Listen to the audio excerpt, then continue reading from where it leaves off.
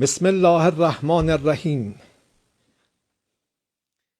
انا لله و انا الیه راجعون.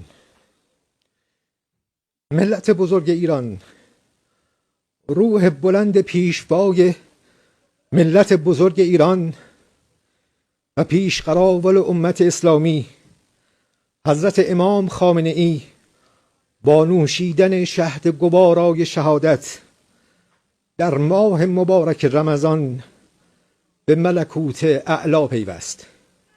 ان میں سے نمبر 1 ایران ہے. اگر ہم چلتے عرب سے مشرق کی طرف تو ایران ایک اعتبار سے یہ بازی لے گیا ہے پورے عالم اسلام پر. ان کے مذہبی عقائد، ان کی فقہ سے ہمیں جو اختلاف ہے وہ ہے اپنی جگہ پر ہے. آپ کو معلوم ہے میرے بارے میں کسی کو اشتباہ نہیں ہو سکتا اس اعتبار سے. میری جس درجے دشمنی رکھی گئی ہے، جس طرح میرے سر کا جو ہے مطالبہ ہوتا تھا، 2 ہی آدمی تھے پاکستان میں کہ جن کے سر مانگے گئے. اللہ الرحمن الرحیم. لا حول ولا قوة الا بالله العلی العظیم. ملت عزیز ایران، دیروز روز 22 بهمن امسال کار بزرگی انجام دادید.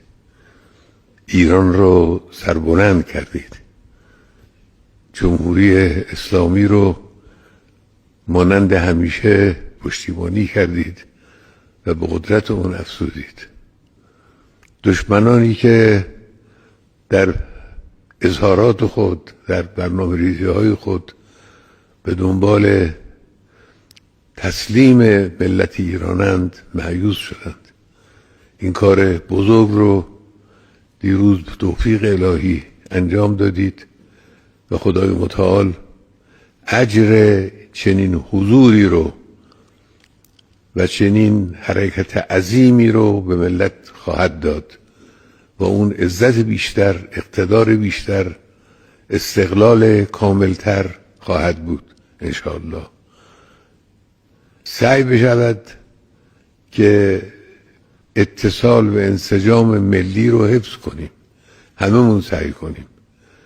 این انسجام ملی خیلی قیمت داره، خیلی با ارزشه. یک ملت بیان خیابان‌ها یک حرف واحد، یک شعار واحد، یک مطلوب واحد رو تکرار کنند. این خیلی با ارزش و نشون بدند عملاً که در صحنه حضور دارند و میتوانند هویت خودشون رو، شخصیت خودشون رو به رخ دشمنان خودشون بکشند. من از همه ملت ایران تشکر میکنم و درود فراوان خودم رو برای یکایک اون کسانی که دیروز در این اجتماع عظیم میلیونی کشوری حضور داشتند تقدیم میکنم و سلام. بدترین عذاب عربوں پر آیا کھڑا ہے، سروں پر تناؤ بدترین. ایسی جنگ ہونی ہے الملحمۃ العظمیٰ، جس کو کہ میں بھی آپ کے گواہی پیش کر دوں گا، جسے کہا گیا ہے دی لاسٹ کروسیڈ. اس نے بھی کروسیڈ کا لفظ بول دیا تھا، پھر واپس لیا اس نے. نکل جاتی ہے جس کے منہ سے سچی بات مستی میں. فقیہ مصلحت بھی سے اور اندے بادہ خار اچھا. کروسیڈ کہہ کر پھر واپس ہوا. یہ کروسیڈ اس کے اوپر جس قدر نقصان ہونا ہے عربوں کا. گریٹر اسرائیل بنے گا، یہ عراق، شام، اردن، سعودی عرب کا کچھ شمالی علاقہ، ترکی کا جنوبی علاقہ، مصر کا صحرائے سینا، اور اس کے ساتھ ہی جو بہترین اس کا زرخیز ترین علاقہ ڈیلٹا آف نائل، یہ سب یہودیوں کے قبضے میں جائے گی. اس کو حدیث میں کہا گیا الملحمۃ العظمیٰ. عیسائی 80 علم لے کر ہے مسلمانوں تم پر حملہ آور ہوں گے، اور ہر علم کے نیچے 12,000 فوج، 9.5 لاکھ فوج. یہ نیٹو کی تیاری کس کے لیے ہو رہی ہے؟ جب یو ایس ایس آر کا خاتمہ ہوا تو پوچھا گیا تھا نیٹو چیف سے، اب کس لیے؟ تمہارا وہ دشمن تو ختم ہو گیا. اب ہمیں اسلامی فنڈامنٹلزم سے نپٹنا ہے. جانتے ہیں خطرہ یہی ہے. اب اسلام ابھر سکتا ہے, مسلمانوں کے سینوں کے اندر وہ آگ ہے, اوپر خاکستر آ گیا ہے, تمہیں اٹھانا بیٹھنا, یہ اندر سے انگارا ہے, اوپر سے راکھ ہے, اسے دھوکہ نہ کھا جانا ان کے دلوں کے اندر. اور بش نے کہا تھا مسلمان چاہتے ہیں کہ ہسپانیہ سے لے کر انڈونیشیا تک نظام خلافت قائم کرے. اور میں حیران ہوا تھا کہ اس کمبخت کو ہسپانیہ کا خیال کیسے آ گیا. ہمیں تو کبھی آتا ہی نہیں, ہم تو بھول گئے تھے. وہ تو 500 برس پرانی بات ہے جبکہ وہاں سے ہمیں نکال دیا گیا تھا. اگرچہ اقبال نے کہا تھا ہے ارض فلسطین پہ یہودی کا اگر حق, ہسپانیہ پر حق نہیں کیوں اہل عرب کا. ہسپانیہ میں تو 800 سال حکومت کی مسلمان تھے اور ابھی 500 برس ہی گزرے ہیں نا. یہودی تو ارض مقدس سے 2000 سال نکالے گئے. انہیں لا کے آباد کیا گیا, ارموں کے سینے میں خنجر ٹوک کیا گیا. وہ چھوٹا سا ملک جو چاہتا ہے کرتا, کوئی پوچھنے والا نہیں. امریکہ جیسے اپنے بیٹے کی حفاظت کرے ویسے کرتا. اور حضور نے فرمایا ہے وہ جنگ جب ہوگی تو ایک باپ کے اگر 100 بیٹے ہوں گے تو 99 ختم ہو جائے گی ایک بچے کو. یہ حدیث صحیح. اور آپ نے فرمایا ویل للعرب ان شر القلیب ترم, عربوں کے لیے ہلاکت ہے, عربوں کے لیے بربادی ہے اس شر سے جو قریب آئی. اور آج جس طرح انہوں نے ان کی تہذیب کو اختیار کر لیا, دبئی جا کر دیکھیے بدترین مغربی معاشرہ جو ہے وہ دبئی کے اندر قائم کر کے دکھا. اب سعودی عرب اس راستے پر پڑ رہا, اور اس کے بعد نمبر 2 پر جو ہے پاکستان ہے. لیکن میں اس کے پہلی بات جو کہہ رہا ہوں وہ یقینی ہے, اس میں 2 احادیث صحیح آمد. اگرچہ اس کے بعد پانسا پلٹے گا, پھر حضرت مہدی کا ظہور ہوگا, حضرت عیسیٰ کا نزول ہوگا, اور وہ گریٹر اسرائیل گریٹر گریو یارڈ بنے گا یہودیوں کا. ایک ایک یہودی قتل ہوگا, دفن ہوگا. کی بات پہ ہو رہا ہے, میں پہلی بات پر کر رہا. وہ بادشاہ پلٹے گا جب پلٹے گا. ابھی جو سامنے ہے وہ کیا, جسے ملحمۃ العظمیٰ کہا حضور نے, جسے آرمگیڈون کہتے ہیں عیسائی. آرمگیڈون کی اگر کہیں جا کر آپ دیکھیں گے, آپ ڈکشنری میں مانی کیا لکھا ہے, a very big war which will be fought between the forces of evil and good before the end of this world. اس دنیا کے خاتمے سے پہلے خیر اور شر کی قوتوں کے درمیان بہت بڑی جنگ ہوگی. ارمجدون اسے کہتے ہیں عربی میں, اور ارمگیڈون اسے کہتے ہیں. اور یہ بائبل کی آخری کتاب کے اندر ہوگا, جو اس میں کہ مکاشفات یوحنا, ریولیشنز آف سینٹ جان. یہ تو میں کہہ رہا ہوں یقین کے ساتھ, اور زیادہ دور تھے آیا چاہتا. اس لیے کہ یہودیوں کا اور عیسائی جو کنزرویٹیوز تھے, نیو کنزرویٹیوز, ان کا 5 نکاتی ایجنڈا ہے متفق علیہ, جس کے تحت یہ جنگ صلیبی شروع کی گئی. تو سن لیجئے آپ. آرمگیڈون نمبر 1, گریٹر اسرائیل قائم ہو جانا اس کے نتیجے میں نمبر 2, مسجد اقصی اور قبۃ الصخرہ کو گرانا نمبر 3, وہاں 3rd ٹیمپل, وہ مسجد جو حضرت سلیمان نے بنائی تھی 1000 قبل مسیح میں, پھر برباد کی تھی نبوکدنضر نے, دوبارہ بنائی گئی, پھر دوبارہ ختم ہوئی 70 عیسوی اور تک گری پڑی. ان کا خانہ کعبہ گرا ہوا 70 عیسوی سے لے کر آج تک. ایک دیوار ہے ویلنگ وال, جہاں جاتے ہیں روتے ہیں بیچ سے بات کر سے, وہاں وہ بنے گا 3rd ٹیمپل. اور نمبر 4 اس میں لا کر رکھا جائے گا تخت حضرت داؤد کا. یہ تخت کہاں ہے اس وقت؟ یہ لندن شریف کے اندر جو ان کی پارلیمنٹ کا جو چرچ ہے ویسٹ منسٹر ایبے, اس پہ رکھا ہو جائے. ایک پتھر تھا جس پر بٹھا کر حضرت داؤد کی تاج پوشی ہوئی, پھر حضرت سلیمان کی ہوئی, پھر وہ پتھر رکھ دیا گیا, جب حضرت سلیمان نے بنایا ہیکل مسجد اقصی، وہاں رہا وہ، ہر بادشاہ جو تھا یہودی اسی کے اوپر بٹھا کر ان کی پاٹ پوشی ہوتی۔ سن 70 میں ٹائٹس نے گرایا اسے ہیکل کو، وہ پتھر لے گیا، وہاں سے روم گیا، روم سے آئرلینڈ گیا، آئرلینڈ سے اسکاٹ لینڈ آیا، اسکاٹ لینڈ سے انگلینڈ آیا، اور اب وہ رکھا ہوا ہے 14ویں صدی عیسوی سے آج تک وہ ویسٹ منسٹر ایم اے میں رکھا ہوا، ایک کرسی کی سیٹ میں اسے بنا لیا گیا ہے تخت کی شکل۔ اب انگریزوں میں کوئی ملکہ ہو، کوئی بادشاہ ہو جس کی بھی تاج پوشی ہونی ہے، کچھ سے ہو، یہ لا کر رکھا جائے گا 3rd لیول پر، اور اس پر یہودیوں کے خیال کے مطابق ان کا مسیحا آئے گا جو مسیح دجال ہوگا، عیسائیوں کے خیال کے مطابق حضرت عیسیٰ آئیں گے، وہ ہمارا بھی خیال ہے حضرت عیسیٰ آئیں گے علیہ السلام۔ پر یہ تو بات کی بات ہے، اس وقت جو عرض کر رہا ہوں عربوں پر بہت بڑا صاحب، اور پاکستان کا معاملہ بتائیے، میں یقین سے نہیں کہہ سکتا، ہینگنگ ان دی بیلنس ہو سکتا ہے اللہ تعالیٰ ہم پر رحم فرمائے، ہو سکتا اگرچہ اسی پہ شرائط ہو۔ چمن کے مالک اگر بنا لے موافق اپنا شعار اب بھی، چمن میں آ سکتی ہے پلٹ کر چمن سے روٹھی بہار تب، ہو سکتا، اور یہ بھی ہو سکتا ہے کہ اللہ تعالیٰ نے موجودانہ طور پر ہمیں ملک دیا، ہم نے اللہ سے باقاعدگی کی، وعدہ خلافی کی، غداری کی، لہذا سزا دی جائے اور ہم سے یہ ملک چھین کیا جائے۔ اٹس جسٹ پاسبل، دور تصور اس انہونی بات تصور، جو گھیراؤ ہو رہا ہے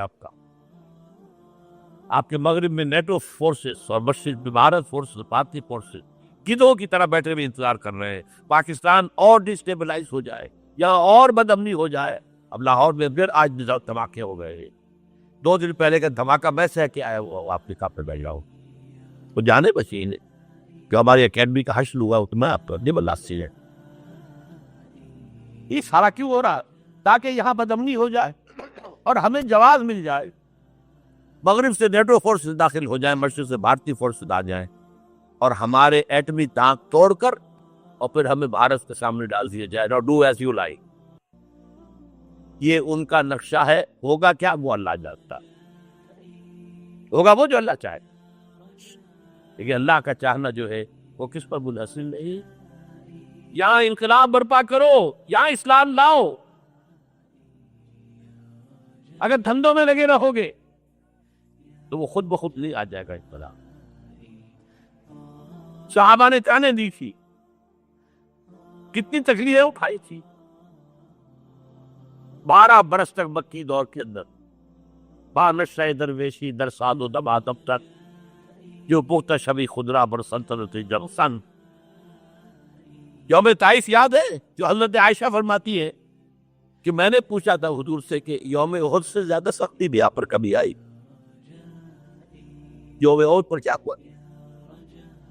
تلوار کا وار پڑا تھا آپ کے چہرے مبارک، یہ جو رخسار کی کھٹی ہے اس کے اندر وار گیا ہے، اوپر خود کی 2 کڑیاں تھی وہ اس پہ گھس گئی، 2 دندان مبارک شہید کیے گا۔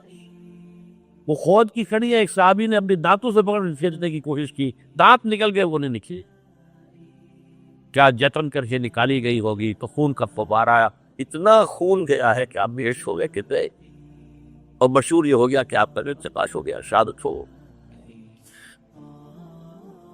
یہ سیرت کبھی پڑھی ہے؟ حضرت عائشہ کے ہوش کا تو یہی دور تھا، یوم طائف میں جو چاچی بچی تھی، بولے کیا پتہ کیا ہو رہا ہے، وہ بھی 3 دن تک حضور مکے کی گلیاں اور وہاں کے وہ باش لوگ پتھراؤں تک گئے تھے اس امید میں کہ شاید وہاں کا کوئی سردار ایمان لے آئے، تو یہاں تو ابو طالب بھی فوت ہو گئے، یہی دنیاوی سہارا تھا، خاندانی سہارا تھا ابو طالب کے ذریعے، اور گھر میں ایک دلجوئی کرنے والی رفیقہ حیات تھی، وہ بھی ان کا بھی انتقال ہو گیا۔ آپ نے کہا یہ عام الحزن ہے، اب تو سب کو طے ہو گیا قریش کو کہ اب جیسے قتل کر دو، اسی لیے اب جائے طائف، شاید وہاں کا کوئی بڑا سردار مانے ایمان لے آئے وقت پر، تو میں اپنا مرکز ادھر شفٹ کروں۔ تینوں سے ملے ہیں، تینوں نے وہ جواب دیے، نکل جاؤ یہاں سے، میں تمہارے ساتھ بات بھی کرنے کو تیار تھا. اچھا تمہارے سوا کوئی نہیں ملا تھا اللہ کو نبی بنا کر بھیجنے کے لیے؟ دیکھو جاؤ، میں بات نہیں کرنا چاہتا، ہو سکتا ہے میں بے عزتی کر بیٹھوں، واقعی تم اللہ کے نبی ہو تو میں مارا جاؤں گا، جاؤ جاؤ جاؤ. یہ سلوک محبت کے ساتھ اچھی. اور پھر چھوکروں کو ارجنسی نے آپ کہتے ہیں، اشارہ کیا خبر لو پتھراؤ ہو رہا، ساتھ کوئی ہے ہی نہیں، ایک آدمی سے زید ابن حارثہ ہے. اب سامنے سے پتھر آ رہے ہیں تو حضرت زید آگے آ جاتے ہیں، ڈھال بنتے ہیں، مجھے لگے پتھر وضو کر رہے، آپ پیچھے سے آ رہے ہیں، چاروں طرف سے تو ڈال نہیں بن سکتا. جسم لہو لوہا، خون جا کر یوپیوں میں جم گیا ہے، جوتی متبی بھی. پھر وہاں سے واپسی پڑی دعا میں اللہم الیک اشکو ضعف قوتی وقلت حیلتی وہوانی علی الناس. اللہ تیری جناب میں فریاد لے کر آیا ہوں اپنی قوت کی کمی کا، اپنے وسائل کی کمی، اور جو ذلت و خواری ہو رہی ہے لوگوں کے ساتھ. الا ملتقنونی، مجھے کس کے حوالے کر دیا؟ الا بعیدی یتجہمونی، یہ میرے اوپر ہجوم کر کے آ جائے، حملہ کرے. اور عدو من لگتا امرے، یہ دشمن کے حوالے میرا معاملہ کیا جو چاہے کرتے ہو. لیکن پھر غمدیت غالب آتی ہے. ان لم یکن علی غضب فلا ابال، اللہ اگر تو ناراض نہیں ہے تو مجھے کوئی پرواہ. سر تخفیف خم ہے جو مزاج یار پہ آئے، مجھے اندیشہ یہ ہے کہ تو ناراض تو لے. یہ تکلیف ہے شیخ. سینکڑوں صحابہ نے جانوں کا نذرانہ پیش کیا. عذاب کی جنگ میں فاقوں پر فاقے ہو رہے تھے، اور ان فاقوں کی حالت پہ خندق کھودنے کا حکم ملا. لوگوں کی کمریں دوہری ہو رہی ہے، پتھر باندھے اپنے پیٹوں سے اپنے جانوروں کے ساتھ کس کر قبر دوری ہو جا. اور جب صحابہ کدالیں چلا رہے ہیں تو کیا کہہ رہے ہیں؟ نحن الذین بایعوا محمدا علی الجہاد ما بقینا ابدا اللہم لا عیش الا عیش الاخرہ. صحابہ کہتے تھے ہم وہ لوگ ہیں جنہوں نے محمد سے بیعت کی ہے کہ جہاد کرتے رہیں گے جب تک جان میں جان نکل جائے. تو بات اور جان ہے، چاہے ابھی بھوک سے کمر دوڑی ہوئی جا رہی، جان تو ہے. اور ایک دفعہ کہتے تھے اللہم لا عیش الا عیش الاخرہ، اے اللہ عیش زندگی تو آخرت کی زندگی ہے. اور حضور فرماتے تھے، حضور کے بیٹھے ہوئے نہیں تھے، تکیہ لگا کر پتھر اٹھا کر خندق کو سے لے جا کے باہر پھینک رہے. جب صحابہ کہتے اللہم لا عیش الا عیش الاخرہ، حضور فرما رہے فاغفر للانصار والمہاجرہ، اے اللہ ان انصار اور مہاجرین کی مغفرت فرما. پھر حضور کی خدمت میں کچھ لوگ آئے، حضور اب یہ فاقہ ناقابل برداشت ہو گیا، دیکھیے ہم نے پتھر باندھے ہوئے. حضور نے کرتا اٹھا کر ٹکایا، بعد 2 پتھر موقع تھا. یہ ایسی آپ اس چیز کو ضرور بھی سمجھ.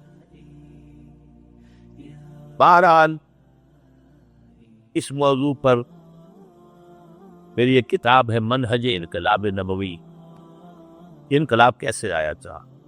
اگر دل میں ذرا بھی آرزو پیدا ہو گئی ہو، اگر ہم چلتے عرب سے مشرق کی طرف تو ایران ایک اعتبار سے یہ بازی لے گیا ہے پورے عالم اسلام پر. ان کے مذہبی عقائد، ان کی فقہ سے ہمیں جو اختلاف ہے وہ ہے اپنی جگہ پر ہے. آپ کو معلوم ہے میرے بارے میں کسی کو اشتباہ نہیں ہو سکتا اس اعتبار سے. میری جس درجے دشمنی رکھی گئی ہے، جس طرح میرے سر کا جو ہے مطالبہ ہوتا تھا، 2 ہی آدمی تھے پاکستان میں کہ جن کے سر مانگے گئے، ایک کراچی کے وہ شاہ بلیغ الدین صاحب اور ایک میں. تو اس حوالے سے وہ اپنی جگہ پر اختلاف ہے، لیکن اس حقیقت کا اعتراف کیے بغیر نہیں رہا جا سکتا پورے عالم اسلام میں یہ واحد مسلمان ملک ہے جس نے بہرحال اپنی شریعت، اپنے عقائد کے مطابق ایک مذہبی انقلاب برپا کیا. اور پورے عالم اسلام میں مذہبی سطح پر حکومت کی سطح پر فنڈامنٹلسٹ صرف ایک ملک ہے، یا دوسرا جو ہے تھوڑا سا وہ ہے سوڈان، لیکن اس کی اہمیت اس لیے نہیں کہ وہ کسی عوامی انقلاب سے نہیں بنا، بلکہ وہ تو فوری انقلاب سے شکل بنی ہے جو بھی بنی ہے۔ اللہ کرے اس میں استقامت ہو، اس سے یقینی کوئی نتیجہ برآمد ہو جائے۔ خبریں بھی اچھی آ رہی ہیں، لیکن میں تو دنیا کا جو پرسپیکٹو ہے اس کے حوالے سے عرض کر رہا ہوں کہ اس پہلو سے ایران ان کا ٹارگٹ ہے، ٹارگٹ نمبر 1 ایک خاص اعتبار سے۔ ٹارگٹ نمبر 1 ایک دوسرے اعتبار سے ہم ہے، وہ میں بعد میں عرض کروں گا۔ چونکہ حکومت کی سطح پر فنڈامنٹلزم ہے اور وہ آیا ہے ایک عوامی انقلاب کے نتیجے پہ، پھر ان کے پاس تیل کی دولت ہے، اس کے خلاف اکنامک سینکشنز بھی ہو جائے تو اگر لیبیا کھڑا ہو سکتا ہے تو بہرحال وہ بھی کھڑا ہو سکتا ہے، اور نقشہ وہ دنیا کو دکھا چکا ہے کہ لڑا دے ممولے کو شہباز، یہ نقشہ بھی اس نے دکھا دیا۔ یہ ہے ایران کا وہاں۔ نمبر 2 پاکستان۔ پاکستان 400 برس کی تجدیدی مساعی کا امین، یہ امانت دار ہے۔ پورے ہندوستان میں مجدد الفسانی رحمۃ اللہ علیہ، شاہ ولی اللہ دہلوی رحمۃ اللہ علیہ، سید احمد بریلوی رحمۃ اللہ علیہ، ان کا جہاد، پھر اس 20ویں صدی عیسوی میں یا 14ویں صدی ہجری میں علامہ اقبال جیسا مفکر، مولانا مودودی جیسا مصنف، مولانا الیاس جیسا مبلغ، شیخ الہند جیسا مجاہد حریت، پورے عالم اسلام میں ان کا پیرلل کوئی موجود۔